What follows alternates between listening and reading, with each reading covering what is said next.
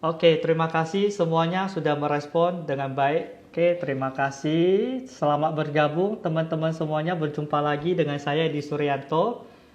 Ya, hari ini kita akan berbincang dengan seorang dokter ya. Kita malam ini akan berdiskusi tentang pencegahan, deteksi dini dan pengobatan kanker ya. Tentu dengan dokter yang sudah berpengalaman di bidang pengobatan ini. Nanti kita akan mengundang bersama dokter yang sekarang bertugas di salah satu rumah sakit. Oke, Bapak Ibu, lama tidak berjumpa. Semuanya sehat-sehat ya? Iya. Masa pandemi ini kita semuanya harus tetap sehat ya, tetap menjaga protokol kesehatan, tetap semangat ya. Tentu pemikiran kita juga harus baik ya, semuanya tetap positif, jangan terlalu banyak stres ya, kita semuanya sehat-sehat lah, bahagia terus ya. Oke, iya, terima kasih, responnya sehat, bagus, bersyukur ya. Sekarang kondisi seperti ini sehat yang paling penting. Nah, kita coba cek dulu dokter apakah sudah bergabung dengan kita ya. Ya, nanti kita akan diskusi bareng dengan Dr. Diko ya, Dr. Wilhan Diko Wijaya dari salah satu rumah sakit, yaitu Rumah Sakit Modern Hospital Guangzhou yang ada di Kota Medan. Oke, langsung saja Dr. Diko. Semoga Dr. Diko sudah bergabung dengan kita. Ya, halo Dok. Halo ya, Selamat malam Dok, apa kabar? baik baik. Baik ya Dok ya, Gimana? iya. Baik Dok, perkenalkan saya di Suryanto Dok. Kita sebelumnya mau online gini gak pernah kontak ya. Saya sama asistennya dokter aja langsung. Ya, ya, salam kenal Dok. Yanto ya, salam kenal juga. Ya, Selamat oke, malam baik. nih para penonton. Ya, ya, selamat malam Dok. Tentu kita belum begitu kenal dengan dokter ya. Kita kenalan dulu dengan dokter ya. Dokter ini sebelumnya pernah menjadi direktur di salah satu rumah sakit ya Dok ya. Benar Dok? Ya, Informasi yang saya benar. dapat ya. Ya, kemudian Hmm. saat ini dokter juga menjadi Head Advisor Modern Cancer Hospital Guangzhou hingga saat Ya, ini di Kota Medan, dan ternyata dokter pernah jadi relawan di COVID-19 di Wisma Atlet ya Dok ya. ya benar. Iya, Jadi luar memang, biasa Dok. jadi saya kemarin pada saat pertama kali WHO ya mempublish terjadinya pandemi di dunia, ya jadi saya terpanggil menjadi dokter relawan di. Oke. Ya kebetulan sih memang sedang dibutuhkan sih. Oh iya ya. Dok, nggak takut Dok? Pasti, pasti, pasti. Pasti tahu, Pasti namanya ya. virus baru, sesuatu hal yang Ah. baru. Kemudian kita lihat dari flashback kejadian yang duluan terjadi ya di Cina, begitu banyak korban, ya pasti ada rasa kekhawatiran. Apalagi keluarga Hmm. saya. Iya. Istri izinin ya Dok ya, luar biasa. Iya, luar biasa Dok. Jadi di sana rame Dok waktu itu, banyak pasiennya. Banyak sih, banyak. Jadi Banyak ya. memang di itu banyak pasiennya karena ruangannya juga tersedia banyak. Tetapi di sana sih pasien yang kita rawat hanya kriteria ringan yang sedang. Jadi kalau misalnya Ah. untuk gejala-gejala, keadaan yang berat itu biasanya kita refer. Karena kita ketahui kan Ah. Wisma Atlet itu bangunannya ya diperuntukkan ya untuk atlet harusnya awalnya, Iya, tapi iya. dipaksa menjadi satu dua rumah sakit untuk penanganan COVID. Jadi memang butuh proses sih, karena saya jujur aja saya pertama kali masih dari sejak awal Wisma Atlet itu diperuntukkan untuk penanganan COVID. Jadi memang begitu banyak sistem manajemen dan sebagainya itu memang masih belum memadai. Hmm. Iya. Tapi Jadi luar ya biasa Dok, bisa itu jadi jadi relawan pengalaman di sana. Iya, benar. iya. Jadi Luar pengalaman biasa. terindah ya, bisa saya ceritakan suatu saat mungkin nanti pada anak saya, cucu saya ataupun keluarga-keluarga saya nanti. Iya, iya, thank you Dok, luar biasa. Ini pahlawan garda depan. Ini katanya malaikat warna putih ya, malaikat putih. Makanya saya pakai baju putih hari ini. Sama kita ya. Nah, Keren toh. Iya. Oke, Dok. Mungkin nanti kita akan mulai. Jadi teman-teman juga bisa saling bertanya ya kepada dokter ya, karena kita juga tanpa persiapan ya, Dok ya. Jadi nanti Ya, kita ada apa, tanya apa aja ya, Dok ya. ya benar ini jadi spontan terus langsung Iya, tidak ada spontan ya, persiapan. Dok. Iya, oke, Dok. Kemudian juga Nah, teman-teman yang menonton juga boleh bertanya sih, kita sambil diskusi sambil belajar bersama. iya, iya. Oke, Dok. Nah, sebelum kita masuk lebih jauh, mungkin teman-teman bisa sambil siapkan pertanyaannya ya. Calon dokter nih ready. Oh, nggak bisa, saya calon guru, udah guru ya. Dah, Dok. Jadi sebelum kita masuk ke topik, teman-teman bisa sediakan dulu pertanyaan-pertanyaan yang mungkin teman-teman perlu tahu informasinya. Nah, sebelum kita masuk ke yang lebih jauh, tentu kita perlu tahu dulu, Dok, apa sih kanker itu, Dok? Ya, jadi pasti teman-teman ya semua pada tahu ya penyakit kanker tuh apa ya. Pasti kanker tuh image-nya udah berbahaya, mematikan ya. Jadi Iya. pada saat terdiagnosa penyakit ini pasti udah rasanya aduh, dunia ini terasa udah runtuh, impian sudah rasanya hancur, sebagainya benar ya. Jadi memang Iya, iya. penyakit kanker ini penyakit yang sangat mematikan ya. Jadi bisa dibilang urutan yang nomor dua.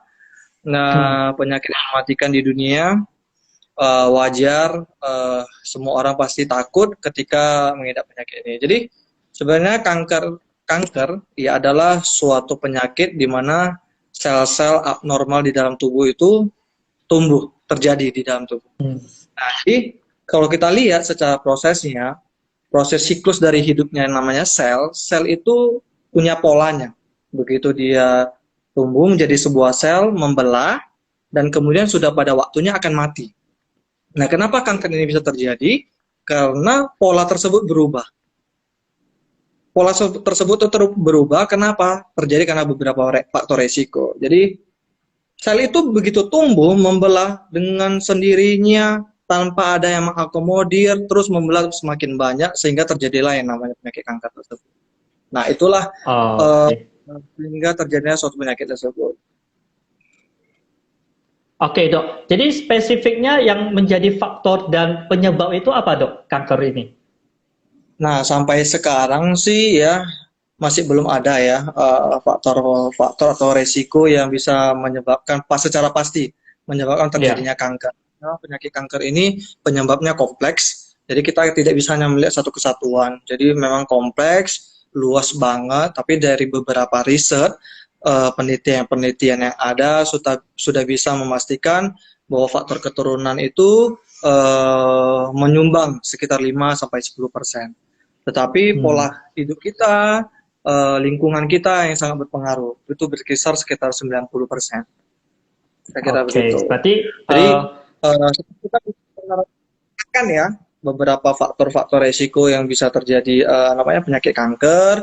Ya, salah satunya dengan pola hidup yang sehat bagaimana ya. Tentu ya dengan kendalikan stres, olahraga, makan makanan yang bergizi dengan seimbang ya, kurangi makanan junk food, berat badan itu ya harus normal, ideal, kurangi merokok, tidak mengkonsumsi alkohol dan sebagainya seperti itulah. Jadi berarti memang benar kompleks banget. pola hidup itu sangat penting ya untuk mengendalikan ini ya faktor dan penyebab untuk terjadi kanker di dalam tubuh kita ya, Dok ya. Jadi dari WHO sendiri mengatakan bahwasannya dengan kita bisa mengubah dengan pola hidup yang lebih sehat, kita bisa menurunkan sekitar 60% resiko terjadinya kanker. Oke, Dok, kita ini kan mungkin saya sendiri juga nggak tahu nih, Dok, apakah kita udah kena kanker atau enggak. Itu kan jangan udah nanti udah akut, udah stadium 4 kita baru sadar, oh saya udah kena kanker ini udah kelamaan. Nah, Nah, gimana tuh, Dok? Kita bisa tahu ada kanker atau enggak di dalam tubuh kita. Gejala umumnya itu biasanya seperti apa, Dok? nah, jadi memang kanker ini suatu penyakit yang unik ya. Dan biasanya penyakit kanker ini terdeteksi setelah sudah stadium lanjut. Jadi memang pada tahap-tahap awal terkadang dia tidak menimbulkan gejala, gangguan atau apapun. Tapi ketika sudah menimbulkan gejala, nah itu sudah mengarah ke apa namanya penyebaran ataupun ukuran daripada kankernya sudah besar dan memberikan gejala-gejala yang memang spesifik banget. Nah, itulah kesulitan kita untuk mendeteksinya dari sejak dini, sejak awal. Nah, jadi makanya penyakit kanker ini menjadi suatu penyakit yang paling mematikan ya, salah satu penyakit yang paling mematikan, jadi nomor 2 di dunia. Nah, bagaimana kita untuk bisa lebih sadar ya, untuk lebih waspada, untuk mencegah ini, bagaimana agar supaya kita amit-amit jangan sampai terkena kanker. Iya. Nah, kita tentunya ya paling pertama tentu kita harus mengurangi ya faktor-faktor resiko penyebab kanker, tentu ya dengan pola hidup yang sehat dan sebagainya. Kemudian jangan terpapar radiasi. Apabila kita punya faktor keturunan ya, keturunan terkena kanker, harus lebih aware ya, lebih hati-hati. Kemudian juga rutin melakukan pemeriksaan. Rutin melakukan pemeriksaan contohnya pada wanita ya, karena kita ketahui kanker payudara adalah salah satu kanker yang paling banyak terjadi di Indonesia. Untuk wanita sendiri harus lebih sering rutin melakukan pemeriksaan payudaranya, terutama wanita-wanita dewasa, dengan sering meraba, memencet putingnya ya, istilahnya sih sadari sadar untuk payudara sendiri, istilahnya itu. Ya, bagaimana kita melakukan pemeriksaan sendiri, apakah kita lihat bentuk daripada payudara simetris atau tidak.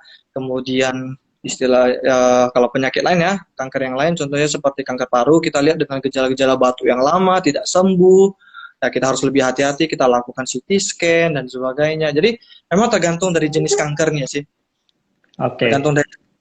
Jadi memang harus lebih hati-hati apabila sudah muncul gejala dan kita sudah berobat dan gejala tersebut juga tidak sembuh, tidak kunjung sembuh dan berulang-ulang muncul, kita harus sudah lebih hati-hati. Jadi saya punya satu pasien umur sekitar 52 tahun, ya, perempuan. Awalnya itu dia hanya nyeri pada daerah punggung belakang. Nyeri daerah punggung belakang, kemudian dia mencoba makan obat, tidak juga reda, berobat ke dokter, makan obat juga tidak sembuh. Jadi setelah itu dia coba lagi melakukan inisiatif medical check up. Ya, inisiatif melakukan medical check up. Setelah dilakukan CT scan, dan ketahuan ternyata sudah ada benjolan di paru-parunya. Nah, jadi memang kanker paru-parunya sudah menyebar sampai ke tulang belakang. Nah, Dok, untuk medical check up-nya biasanya setahun berapa kali, Dok? Idealnya? Tergantung sih case-nya. Jadi kalau misalnya contoh kita ambil case untuk yang payudara ya, kanker payudara, biasanya wanita-wanita dengan usia di atas 40 tahun ya, menurut dari Asosiasi Kanker Dunia menganjurkan sih setiap tahunnya sekali kita melakukan pemeriksaan seperti mamografi. Kemudian juga yang paling penting sih dari sadari dulu ya, kita melakukan pemeriksaan pada payudara sendiri. Kita lihat adakah perubahan bentuk, putingnya adakah tertanam ke dalam, kemudian pada saat dipencet ada keluar cairan atau seperti keluar darah, kemudian apakah ada perubahan warna pada payudaranya, apakah ada benjolan, nah itu yang harus kita perhatikan. Nah kebetulan sih memang nih di bulan ini, bulan Oktober adalah kita memperingati Hari Kanker Payudara Sedunia. Oke, Dok. Nah ini ada yang tanya, Dok, kalau misalnya kanker stadium 3 itu kemungkinan untuk sembuhnya besar atau kecil, Dok? Nah, jadi pada pengobatan ya, pada prinsipnya dalam pengobatan kanker, kita tidak melihat prognosanya, sembuh atau enggaknya, tetapi kita melihat survival rate. Seberapa lama dia bisa bertahan hidup selama 5 tahun. Itu yang kita nilai. Nah, semakin cepat, semakin terdeteksi secara dini penyakit-penyakit kanker tersebut, peluang sembuhnya akan semakin tinggi. Nah, apabila semakin tinggi stadiumnya, tentu peluang sembuhnya semakin kecil. Biasanya pada stadium-stadium 3, ya, peluang hidupnya, survival rate-nya itu biasanya hanya berkisar sekitar 50-60%. 50-60%. Nah, Dok. Kemudian kalau misalnya stadium 4 sudah terjadi penyebaran, metastase atau istilahnya anak sebar ya, itu biasa sekitar 20-30%. Gitu. Tetapi dengan seiring kembangnya teknologi, ilmu pengetahuan, ya sekarang salah satunya seperti penyakit kanker payudara, itu peluang sembuhnya apabila sudah terdiagnosa dengan stadium lanjut, ya, itu peluang sembuhnya sekarang menjadi 50%, sudah semakin tinggi. Oke, semakin gampang untuk disembuhkan ya. Yes. Jadi istilahnya Iya. apabila ada 2 orang ya terkena kanker payudara stadium lanjut, salah satunya sudah bisa sembuh. Oke. Dok, ini ada pertanyaan lagi, benjolan di hati apa termasuk kanker hati atau apa usus yang sariawan bisa menyebabkan hati ada benjolan gitu, Dok? Nah, jadi dikatakan benjol atau ada atau tidaknya tentu harus dilakukan pemeriksaan penunjang ya. Jadi pemeriksaan penunjang itu bisa dilakukan dengan CT scan, kemudian juga bisa dengan USG, tergantung lokasi di mana apakah untuk keluhan, kemudian juga munculnya benjolan tersebut. Itu. Jadi Oke. jadi tidak bisa serta-merta kita bilang oh ini sariawan atau enggak. Tidak bisa. Jadi dari hasil pemeriksaan penunjang yang bisa Ada mendukung kita. prosedurnya lah ya. Ada prosedurnya untuk mengecek apakah ini kanker atau enggak ya, Dok ya. Jadi Nah, kita Dok, ya. mendiagnosa penyakit itu tentu ada alurnya, dimulai dari Oke. gejala ada, kemudian kita lakukan anamnese ya, kita cari tahu, kita gali, kemudian baru kita arahkan melakukan pemeriksaan penunjang, bisa melalui pemeriksaan darah, bisa juga melalui pemeriksaan pencitraan seperti CT scan, ronsen, kemudian MRI dan sebagainya. Nah, terkhusus Oke. organ yang lain seperti kanker usus bisa juga kita melakukan pemeriksaan dari kolonoskopi. Oke. Gitu. Oke, Dok. Nah, ini ada pertanyaan lagi, Dok. Benar nggak orang yang tidak memberi ASI bisa kena kanker payudara, Dok?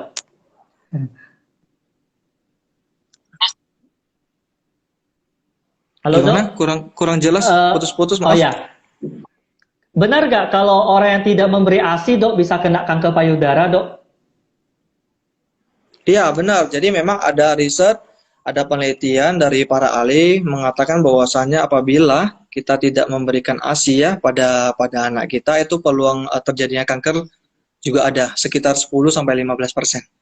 Oke. Jadi Oke. memang jadi harus lebih hati-hati. Jadi saya lebih sarankan kepada ibu-ibu cobalah berusaha untuk memberikan ASI. Walaupun tidak bisa disusui langsung, dengan PAM setidaknya itu sangat membantu. Iya, dipompa disimpan ya, Dok, ya biasanya ya. Benar-benar. Ya, oke, Dok. Ini masalah psikologis nih, Dok. Kalau misalnya seseorang punya psikologis yang emosional, yang suka marah-marah, itu bisa memicu adanya kanker, Dok. Eh Sebenarnya bukan hanya penyakit kanker ya, dengan kita sering marah, dengan kita sering memendam ya sesuatu hal yang tidak baik di dalam diri kita dan kita tidak bisa mengendalikan stres kita, tentu itu tidak baik bagi tubuh. Ya, jadi kan memang itu satu kesatuan dari jiwa, raga dan jasmani kita. Jadi mungkin secara jasmani kelihatannya baik, tetapi apabila jiwa kita tidak baik, itu akan sangat mempengaruhi sangat mempengaruhi daripada sistem metabolisme di dalam tubuh. Jadi bukan hanya penyakit kanker sih, penyakit lain juga akan muncul akibat dari dampak tersebut. Jadi yang paling penting Iya. memang kita harus bagaimana bisa mengendalikan stres kita. Ketika kita bisa mengendalikan stres kita lihat aja contoh-contoh dari orang-orang yang panjang umur, biasanya mereka lebih calm ya, mungkin tidak gampang marah, mungkin tidak mudah stres. Biasanya sih seperti Oke. itu. Nah, Oke. ketika kita juga sering berbahagia ya, kita sering tertawa, bahagia, itu kita akan merangsang hormon kita. Jadi ada hormon endorfin itu yang akan terpanggil. Nah, ketika hormon endorfin itu akan terpanggil, itu akan memanjangkan rantai sel DNA kita, sehingga kita akan jadi lebih panjang umur dan awet Oke. muda. Ya pasti. Oke, Dok. Terkait hormon nih, Dok.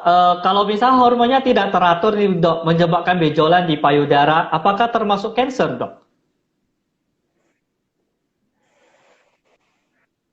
Dok, kalau hormon yang tidak teratur menyebabkan benjolan di payudara, apakah termasuk cancer? Nah, jadi Iya. jadi saya harus apa nih? Kita harus membedakan dulu. Setiap benjolan kita katakan itu adalah tumor. Ya, setiap benjolan kita katakan tumor. Tapi tumor itu mempunyai 2 jenis. Ada tumor jinak, ada juga yang namanya tumor ganas. Nah, itu adalah kanker. Jadi setiap benjolan itu bukan berarti selalu ada namanya kanker. Oke. Ya bisa aja itu mungkin tumor akibat adanya suatu tumor apa namanya yang jinak namanya ya tumor jinak. Ya yang namanya tumor jinak tentunya lebih mudah diobatin. Nah, biasanya nih bagaimana kita membedakan antara tumor jinak dan tumor ganas ya secara kasat mata. Ya biasanya ya tumor jinak itu pertumbuhannya itu lebih lama. Ya, mungkin butuh waktu bertahun-tahun dia untuk semakin membesar. Sedangkan tumor ganas itu biasanya mungkin dalam hitungan bulan itu sudah cepat membesar. Yang pertama. Terus yang kedua, biasanya tumor jinak biasanya mobile, mudah digerakkan. Apabila kelihatan mudah digerakkan. Sedangkan tumor ganas itu biasanya agak sulit digerakkan, kaku dan menetap. Oke. Dan kemudian dari segi bentuknya ya, kalau misalnya tumor jinak itu bulat ya, biasa bulat teratur. Sedangkan yang biasanya tumor ganas itu biasanya tidak teratur. Bentuknya itu tidak khas bulat. Itu sih biasanya secara. Tapi untuk lebih memastikannya tentu kita melakukan yang namanya pemeriksaan patologi anatomi ya. Misal Oke. patologi anatomi, kita ambil dagingnya sedikit, dicubit, kita melakukan pemeriksaan di bawah mikroskop untuk menentukan eh, apa namanya selnya ini jenisnya yang jinak atau yang ganas. Oke. Oke, Dok. Eh, kita lanjut, Dok. Ada pertanyaan lagi mengenai kanker serviks ya dari pas sekolah SD ini yang tanya. Oke. Eh, ini ada pertanyaan, Dok. Bagaimana mendeteksi kanker serviks pada wanita dan kanker prostat pada pria, Dok?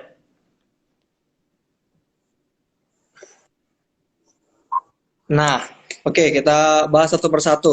Kalau kanker serviks, ya kanker serviks biasa istilah nama lainnya itu kanker mulut rahim ya.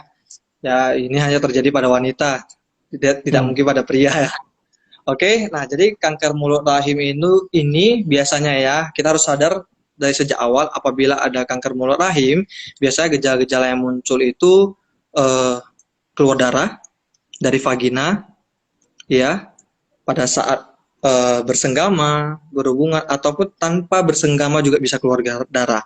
Kemudian juga bukan waktunya kita haid tiba-tiba keluar darah. Hmm. Kemudian juga ada keluar cairan berbening atau juga berbau. Nah, juga kita harus waspada. Oke. Halo, Itu dengar ya? ciri-cirinya ya. Dengar, Dok. Itu ciri-cirinya ya, Dok, untuk mendeteksi kanker serviks. Iya. Salah satu Ya. gejala-gejala yang biasa muncul Oke. pada kanker serviks. Kemudian pada saat bersenggama biasanya terasa terasa nyeri, biasa terasa nyeri juga. Kemudian berat badan biasanya menurun secara drastis.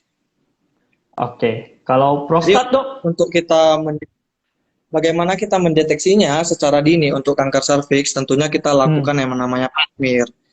Ya, jadi saya sarankan kepada apa namanya ibu-ibu ya, sebenarnya bukan ibu-ibu sih ya, untuk wanita muda juga juga bisa melakukan pap smear. Untuk wanita-wanita muda yang sudah berkeluarga ya, dilakukan pap smear rutin ya minimal satu tahun sekali ya, untuk mengetahui apakah ada ditemukannya perubahan dari sel di dalam mulut rahimnya. Kemudian juga kita bisa melakukan IVA test, bisa juga kita apa namanya pemeriksaan saya lupa satu satu nama, Pak Smear, IVA test, kemudian hmm, tumor spesifik antigen. Jadi kita bisa memeriksa darah untuk tumor markernya, Hmm. tumor marker. Jadi Oh, kita bisa dibantu dalam pemeriksaan darah tersebut. oke. Halo, Halo, Dok, bisa dengar putus ya? ya? Sepertinya putus-putus ya?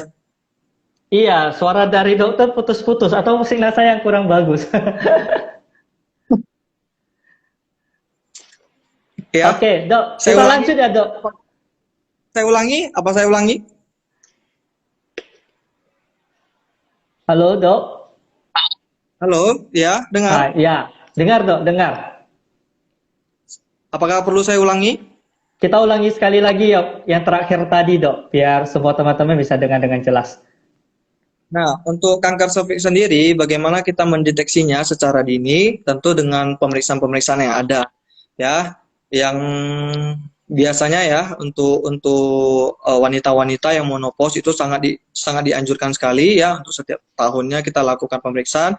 Tetapi apabila wanita-wanita muda ya yang sebelum menopause juga boleh dilakukan pemeriksaan secara rutin dengan melakukan pemeriksaan pap smear. Bisa juga dilakukan pemeriksaan IVA test ya, kemudian juga bisa dilakukan pemeriksaan tumor marker ya, tumor marker protein di permukaan daripada sel kanker tersebut. Dan bisa juga dilakukan pemeriksaan untuk virus HPV karena kita ketahui kanker serviks sendiri paling sering disebabkan oleh virus HPV ya, Human Papilloma Virus. Dan apa sih faktor-faktor yang menyebabkan ya terjadinya kanker serviks? Sebenarnya kalau dari hasil riset penelitian yang ada paling sering itu karena pertama sanitasi ya, kebersihan daripada kewanitaan. Kemudian juga sering bergonta-ganti pasangan. Nah, jadi itu salah satu faktor sih yang paling sering menyebabkan terjadinya kanker serviks. Dan kemudian kalau untuk kanker prostat ya tentunya prostat ini kan hanya terjadi pada pria ya, dan kanker prostat ini lebih sering terjadi pada pria-pria yang di atas usia 60 tahun. Jadi gejala-gejalanya yang muncul tuh sih biasanya ya kencingnya terganggu. Jadi dia sering keinginan untuk berkemih di malam hari, tetapi berkemihnya itu tidak puas. Kadang sulit dikeluarkan ataupun merasa kesakitan. Nah, seperti itu. Dan biasanya terkadang ada benjolan. Nah, sama halnya seperti ada kasus pasien saya satu punya keluhan juga nyeri pinggang. Pada saat dia lakukan pemeriksaan CT scan tiba-tiba dijumpai adanya kanker prostat. Nah, dan syukurnya pasien itu sudah sembuh. Kenapa? Karena dia terdeteksi secara dini dan pengobatannya juga maksimal sehingga pulang sembuhnya jadinya lebih tinggi. Jadi itu sih. Jadi untuk apa namanya? Untuk prostat sendiri misalkan ingin mendeteksinya, boleh kita lakukan pemeriksaan PSA, pemeriksaan darah PSA, prostat spesifik antigen. Jadi itu nanti kita kelihatan di nilai rujukannya apakah semakin tinggi atau semakin rendah. Oke, terima kasih dok. Semoga menjawab ya yang bertanya. Kita lanjut dok, mengenai kanker payudara dok. Tadi kan kita lebih banyak bicaranya ke wanita. Ini ada satu kasus ya, ada satu pasien ya yang punya benjolan tumor di payudaranya, laki-laki ini dok. Bagaimana mendeteksi kanker payudara pada pria dok? Ya benar. Jadi kanker payudara itu bukan hanya pada wanita ya, pada pria juga bisa. Jadi ada istilah namanya ginekomasti ya. Jadi laki-laki yang punya payudara besar dan juga bisa juga terdiagnosa yang namanya sakit kanker payudara. Jadi memang untuk laki-laki sendiri ini sangat jarang ya kalau kita ingin lihat perbandingan kasusnya antara pria dan wanita. Tetapi pada prinsipnya pemeriksaan juga sama sih. Ya, kita bisa melakukan dengan tumor marker ya spesifik untuk daripada kanker itu sendiri.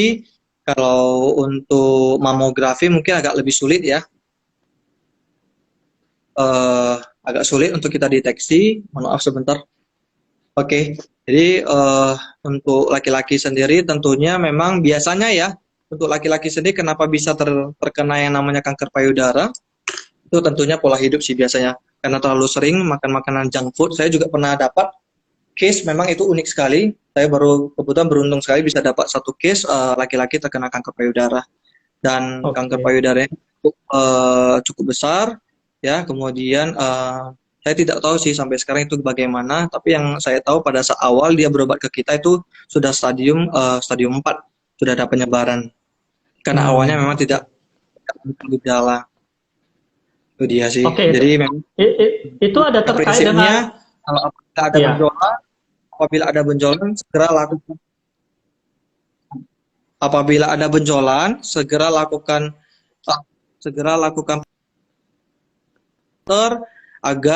agar kita deteksi secara dini apakah ini tumor yang jinak atau yang ganas. Jadi biasanya kita ambil sampel, kita ambil dagingnya sedikit, kita lakukan pemeriksaan di bawah mikroskop. Oke. Apakah itu karena ini dok, obesitas ya? Mungkin karena obesitas mungkin bisa pengaruh juga dok. Oh iya pasti. Jadi memang obesitas ini adalah istilah gimana ya? Window of the disease. Jadi memang jendela dari seluruh penyakit sih. Jadi sangat rentan Oke. banget. Jadi bukan hanya untuk penyakit kanker ya. Penyakit Hmm. kronis lainnya seperti penyakit kardiovaskular, ya, penyakit jantung, penyakit stroke, kemudian hipertensi, penyakit diabetes, penyakit gagal ginjal, oh macam. Jadi memang Macam-macam ya. Jadi kalau yang namanya gemuk itu memang ya obesitas itu sangat riskan banget ya untuk menderita suatu penyakit. Jadi Oke. bagaimana kita bisa menghitung bahwasanya berat badan kita ideal atau tidak itu sebenarnya gampang banget sih. Mungkin saya bisa bagikan sedikit triknya.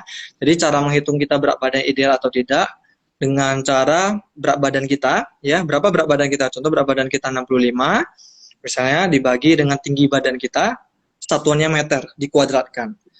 Saya ambil contoh seperti saya, misalkan berat badannya sekitar 62 ya. Kemudian tinggi badan saya 167. Jadi 62 dibagi 1,67 karena kita mau buat menjadi satuannya ke meter ya. Hmm. 1,67 dikuadratkan. Jadi kalau kita dapatkan range-nya berkisar 22. Jadi dikatakan berat badan ideal itu range-nya berkisar 18 sampai 23. Jadi boleh dihitung Oke. sih. Nah, apabila udah di atas 23, itu dikatakan sudah overweight, dan kalau di atas 25 ke atas sudah masuk kriteria obesitas. Oke, oke dok. Ini banyak pertanyaan ya. Mungkin nanti ada pertanyaan yang tidak terbaca. Mohon maaf ya teman-teman ya. Ya, Nanti tidak mungkin apa-apa buat tuh. sesi lagi. Jadi Nanti mungkin teman-teman, ya. ya boleh, teman-teman ingin bertanya, mungkin ingin konsultasi, boleh langsung sih direct message ke apa namanya akun kita ya, Modern Hospital Gadget ya, Medan. Hmm. Boleh langsung nanti konsultasi. Boleh kita Tidak DM ya perlu, dok ya. boleh, boleh.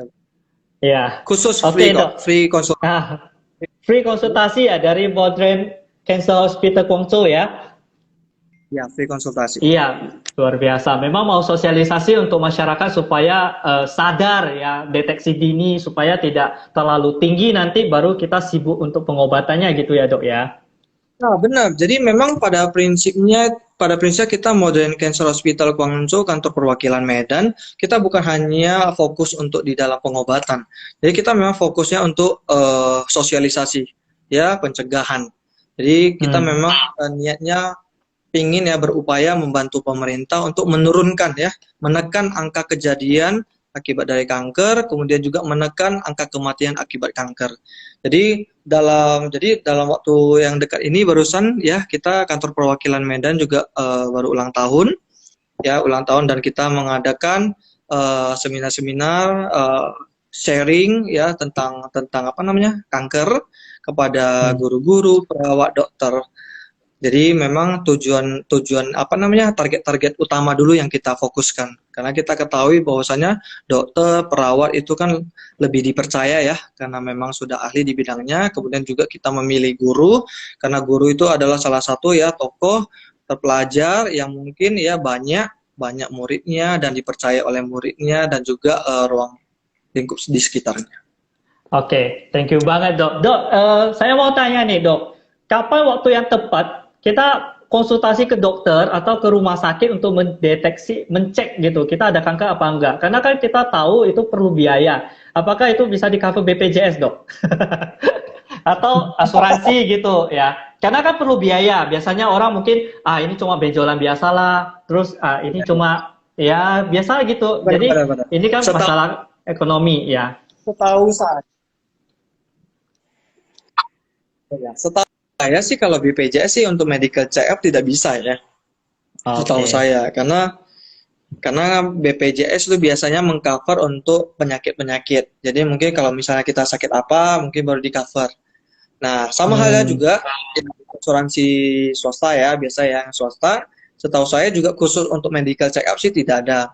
Biasanya kita melakukan medical check up karena kita mempunyai gejala, ya muncul Oke. gejala, ya kita sakit, kemudian kita dianjurkan dirawat, sekaligus kita bisa melakukan medical check up. Itu dia. Oh, oke. Penting sih pada akhirnya saya ingin menghimbau kepada teman-teman, saudara-saudara semuanya agar kita lebih care, ya lebih istilah lebih peka terhadap kondisi tubuh kita. Ya, bagaimana kita bisa menjaga tubuh kita agar benar-benar prima, sehat. Apabila muncul gejala yang terus berulang-ulang, ya sudah mulai harus was-was ya untuk melakukan segera konsultasi dan melakukan pemeriksaan berlanjut. Itu dia. Dan apabila mempunyai usia-usia yang riskan, yang rentan dan beresiko terhadap suatu penyakit kanker tersebut, ya lakukanlah screening berulang, rutin dari sejak awal. Oke, Dok, apakah seorang survivor cancer yang sudah lewat 5 tahun, apakah kemungkinan balik kembali kankernya makin kecil, Dok? Jadi pada prinsipnya begini, semua penyakit pasti bisa relapse, bisa kambuh, berulang. Tergantung bagaimana kita menjaganya. Ya, bukan berarti seorang survivor cancer mungkin yang awalnya terkena ataupun penderita kanker payudara, begitu dia selama 5 tahun sudah sembuh, bebas kanker, kemudian dia tidak menjaga pola hidupnya, hura-hura dan sebagainya, ya itu resiko untuk muncul kembali juga ada. Oke. Karena berarti di dalam tubuhnya dia punya gen untuk mudah menghadirkan penyakit kanker. Oke, Dok, jika penderita yang masih menjaga pola makannya sampai saat ini, tapi kelenjar kurang tenaga karena kekurangan vitamin B12 dan B13, apakah itu, Dok? Boleh diulang pertanyaannya? Maaf. Ini ada yang tanya, jika penderita yang masih jaga makan sampai saat ini, tapi kelenjar kurang tenaga karena kekurangan vitamin B12 dan D3. Apakah itu, Dok?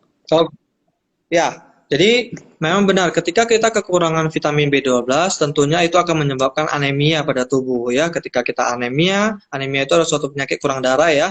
Kurang darah dalam tubuh. Ketika kita kurang darah tentunya fungsi tubuh juga akan berkurang ya. Nah, oleh karena itu dengan kekurangan vitamin B12 saran saya diobatin bisa dengan mengkonsumsi asupan-asupan makanan yang tinggi dengan vitamin B12, juga bisa dibantu dengan suplemen-suplemen yang mengandung vitamin B12. Itu yang pertama. Begitu juga vitamin D3 ya. Vitamin D3 ini salah satunya selain untuk tulang dan sebagainya, sebenarnya vitamin D juga berfungsi ya membantu mengontrol stabilisasi metabolisme di dalam tubuh. Ketika kita kekurangan defisiensi dari vitamin D3, maka akan dengan mudah ya rentan kita mengidap suatu penyakit. Jadi bisa juga sama seperti vitamin B12, kita harus cari makanan yang tinggi vitamin D-nya.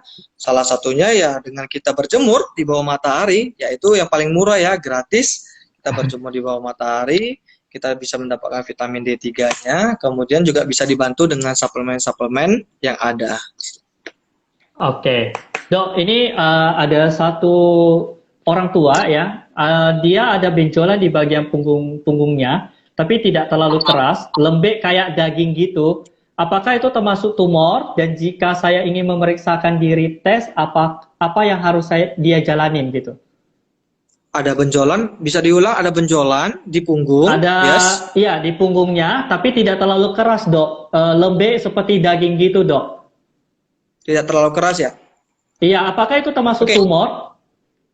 Ya, setiap benjolan yang ada di dalam tubuh kita, itu pasti kita sebut dengan tumor. Nah, hanya saja kita ingin membedakannya, apakah ini tumor jinak atau tumor ganas. Tumor jinak juga begitu banyak, bisa seperti lipoma, ya, kelenjar minyak yang tumbuh di dalam kulit kita, bisa juga tumor-tumor jinak yang lain ya, jenis-jenis yang lain juga bisa. Nah, untuk memastikannya, tentu kita harus melakukan biasanya biopsi, ya. Kita melakukan biopsi, kita ambil dagingnya sedikit, sampelnya sedikit, dilakukan pemeriksaan di bawah mikroskop untuk memastikan apakah ini jinak atau ganas. Pada prinsipnya sih seperti itu. Dan saran saya sih kalau apabila ada benjolan dan sudah cukup besar, jangan ditunggu terlalu lama. Ya, agar bisa segera diobatin. Langsung ke rumah sakit dan mungkin dokter nanti akan kasih penjelasan lagi gitu ya. Kelanjutannya mau seperti apa? Segera konsultasikan ke dokter agar diarahkan untuk melakukan pemeriksaan-pemeriksaan lanjut. Oke. Dok, ini ada pertanyaan, apakah kalau di payudara ada benjolan, itu udah pasti kanker atau enggak, Dok? Tidak semuanya kanker. Tidak semuanya kanker. Jadi terkadang pada saat menstruasi, terkadang juga ada kelenjar-kelenjar di payudara kita itu membengkak. Jadi saya ingin menyarankan kepada teman-teman, khususnya yang para perempuan, eh, untuk memeriksa payudara apakah itu ada benjolan atau tidak, ya. Kemudian itu keras atau tidak, lebih mudahnya itu diperiksa pada saat pasca menstruasi. Hmm.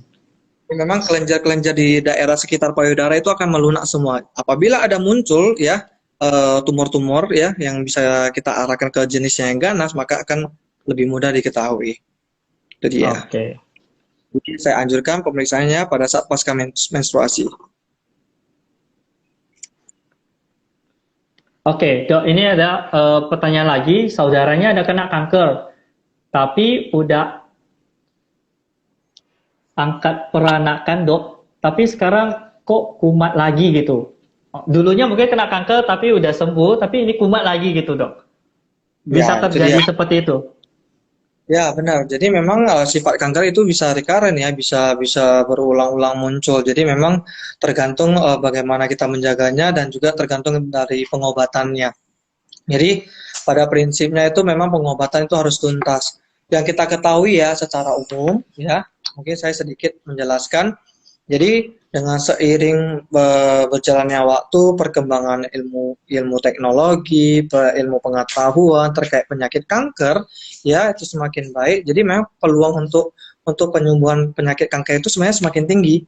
Ya, sama seperti yang tadi Hmm. saya jelaskan sebelumnya, seperti kanker payudara yang stadium lanjut, ya, itu biasanya itu angka survival rate-nya itu rendah banget, sekitar 20 sampai 30%. Jadi anggapannya ada 10 orang yang apa namanya penyakit apa sakit kanker payudara stadium lanjut, mungkin peluang hidupnya itu mungkin hanya sekitar 2 orang yang bisa bertahan. Nah, Oke. itu. Jadi dengan seiring berjalan, ya seperti pengobatan yang ada di rumah sakit kita, modern cancer itu, jadi memang sudah sangat canggih banget. Yang kita ketahui mungkin pengobatan kanker yang umum sekarang ini mungkin hanya dengan kemoterapi, ya kemoterapi yang diberikan itu melalui infus, dialirkan, diedarkan ke seluruh tubuh. Kemudian Hmm. juga melakukan yang namanya pembedahan operasi, ya sama seperti yang tadi mungkin ada yang bertanya, peranakannya diangkat, kemudian mungkin payudaranya diangkat, ya mungkin secara estetika apabila pasiennya masih muda itu mungkin sangat tidak diinginkan ya sama pasien. Iya. Ya, mereka berharapnya bisa mempertahankannya. Dan mungkin pengobatan yang umum lainnya itu seperti radiasi ya, yang kita ketahui radiasi dari luar langsung ke target organ, kemudian juga pengobatan hormon. Nah, jadi di rumah sakit kita sendiri pengobatannya sudah cukup canggih. Jadi pengobatan kita kemoterapinya itu sudah langsung ke target organ. Nah, saya Hmm. kasih gambaran contoh, misalnya kita punya kanker payudara. Nah, pengobatan kemoterapinya itu yang namanya intervensi. Pasien itu kita baringkan, kita bius hanya lokal, kita lakukan sayatan kecil di pangkal paha, kita masukkan mikrokateter, dibantu alat pencitraan, kita arahkan langsung di mana sel kanker itu tumbuh dan kita suntikan langsung obat kemoterapi dan serta embolisasi. Embolisasi itu maksudnya kita memblok pembuluh darah yang memberikan makan asupan terhadap kanker tersebut. Jadi langsung ke target organ. Jadi memang uh, lebih optimal dosis yang kita berikan dibandingkan secara infus. Itu yang pertama. Yang kedua, pengobatan yang semakin berkembang ya ada pengobatan brakiterapi, yaitu radiasi penanaman partikel. Radiasi yang kita ketahui mungkin biasanya kita sinar ya dari luar mungkin ke dalam ke target organ. Tetapi sekarang sudah berubah. Pengobatan radiasi itu bisa langsung bersifat internal, yaitu kita tanamkan partikel. Partikel itu mungkin hanya sebesar biji beras, ya kita tanamkan langsung ke kankernya ya di mana itu tumbuh dan dia akan mengeluarkan radiasi secara internal di dalam.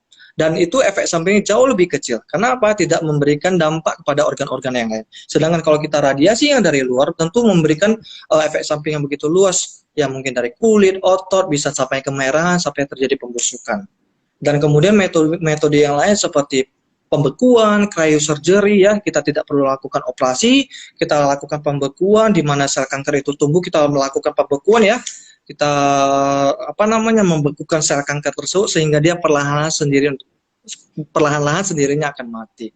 Jadi banyak pengobatan-pengobatan yang terbaru yang terupdate. Jadi makanya itu banyak pengobatan-pengobatan modern sekarang untuk menangani pasien-pasien kanker sehingga peluang-peluang sembuhnya jauh lebih besar. Jadi saya sangat menganjurkan ya bukan promosi, saya bukan promosi, tetapi boleh baca dulu. Kita harus benar-benar peduli dulu ya, dan kita harus cari tahu Iya. pengobatan terbaru untuk kanker itu bagaimana, ya. Jadi bukan hanya serta-merta kita dengar dari orang pengalaman, oh berobat di sini sembuh dan sebagainya. Oke, boleh, tetapi kita harus boleh menyeleksinya bagaimana kita memilih pengobatan yang lebih baik dan lebih lebih bagus lagi untuk diri kita sendiri. Itu Oke dia. dok, mungkin dengan cara yang lebih modern ini bisa membuat rasa sakit itu lebih minim ya dok ya?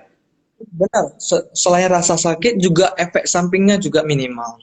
Oke, oke dok. Jadi Uh, tentu kita melakukan pengobatan kemoterapi biasanya melalui infus, tentunya kan seluruh istilahnya ya seluruh sel-sel yang baik di dalam tubuh juga akan ikut ya, akan ikut dimatikan, akan dibunuh. Nah, sedangkan kalau kita mengobati dengan pengobatan intervensi ya, pengobatan modern dengan kemo lokal, tentunya efek sampingnya jauh minimal. Oke. Dok, ini ada pertanyaan lagi, Dok, mengenai tumor jinak. Tadi apakah harus dibuang? Karena ada mitos apabila tumor jinak diangkat bisa menjadi tumor ganas, Dok. Malah kebalikannya. Kebalikan Malah ya. karena itu tidak kita obati, malah itu akan bisa berubah menjadi tumor ganas. Nah, oleh karena Oke. itu apabila ada muncul tumor jinak, tentu harus segera kita obatin, kita tanganin. Itu Oke, pada lanjut, prinsip. Dok. Ya, apakah benar seseorang yang mengidap kanker harus menjaga asupan gula supaya dikurangi ya atau tidak boleh konsumsi gula sama sekali, Dok? Sebenarnya bukan hanya penyakit kanker, penyakit yang lain juga. Jadi kalau kita Oke. melihat sesuai gizi seimbang ya, pedoman umum gizi seimbang, piramida makanan, gula dan garam itu letaknya paling puncak, paling ujung. Jadi memang harus sedikit sekali harus kita konsumsi. Jadi kita sudah bisa mendapatkan gula ya kita sebut glukosa, kita bisa dapatkan itu melalui sumber-sumber karbohidrat. Jadi tidak perlu harus melalui gula-gula pasir, gula tebu, karena itu tidak baik bagi tubuh. Ataupun makanan dan minuman kemasan. Karena itu Oke. gula karena itu gula yang sulit untuk kita pecah dan tubuh kita akan berusaha beradaptasi dan untuk berusaha untuk memecah gula-gula yang sudah kompleks tersebut. Jadi sehingga apabila tubuh kita mengeluarkan energi yang terlalu banyak untuk memecah gula tersebut, maka sistem imun kita akan turun. Jadi hati-hati Oke. juga pada anak-anak yang terlalu banyak mengkonsumsi manisan, gula, tentu maka anaknya akan rentan untuk sakit. Karena sistem imun kita akan drop. Oke, oke dok. Mungkin banyak orang yang masih belum tahu dok. Tadi kan ada pencegahannya dengan jemur sinar matahari yang gratis itu ya. Jadi sebaiknya jam berapa dok kita mendapatkan asupan matahari itu yang gratis itu dok? Jam berapa Jadi idealnya? Bagusnya? yang paling baik itu kita berjemur di jam 9 pagi sampai jam 10 pagi ya. Itu sangat bagus sekali di mana ultravioletnya yang kita butuhkan itu lagi maksimalnya di sana. Tapi harus hati-hati juga, jangan terlalu lama. Batas maksimal mungkin kita berjemur itu mungkin hanya 1 jam. Nah, kalau misalnya kita Oke. ingin lebih cepat, kita berjemur di pagi hari, mungkin berkisar jam 7, jam 8 juga boleh, tapi mungkin butuh waktu yang lebih lama, karena ultraviolet yang terkandung di dalam sinar matahari itu masih sedikit, tidak terlalu banyak dibandingkan yang pukul 9 sampai 10. Oke. Nah dok, ini ada salah satu followers kita yang bertanya bahwa familinya sudah ada riwayat sudah dioperasi. Apakah akan timbul kembali? Lalu apakah benjolan tersebut bisa hilang tanpa operasi, dok? Ya, jadi jika beliau pengen sih boleh konsultasi ke tempat kami, karena di Modern Cancer Hospital Guangzhou tindakan pembedahan kita itu sudah modern dan tidak melakukan yang namanya pembedahan secara mayor ya, ataupun operasi besar. Jadi kita spesifik langsung ke kankernya. Jadi bisa kita lakukan seperti pembekuan, cryosurgery, langsung kita bekukan sel kankernya, tidak perlu dilakukan bius total ataupun bius setengah badan. Jadi kita hanya melakukan bius lokal, kemudian ada satu jarum yang kita tusukkan langsung ke di mana sel kanker itu tumbuh, kemudian kita bekukan dan nanti setelah proses cryosurgery itu sel kankernya akan secara perlahan mati dengan sendirinya. Itu dia. Oke. Oke, Dok, kalau misalnya ada orang, ya, Dok. Jika ingin lebih spesifik, ingin lebih tahu, boleh berkonsultasi. Kita Oke, berikan konsultasi free kok. boleh DM langsung ya. Oke, Dok, apakah operasi usus buntu yang tidak bersih dapat menyebabkan kanker usus, Dok? Tidak bersih, operasi usus buntu yang tidak bersih. Iya, ada yang tanya. Iya, kalau operasi usus buntu yang tidak bersih sih sepertinya saya tidak pernah dengar ya.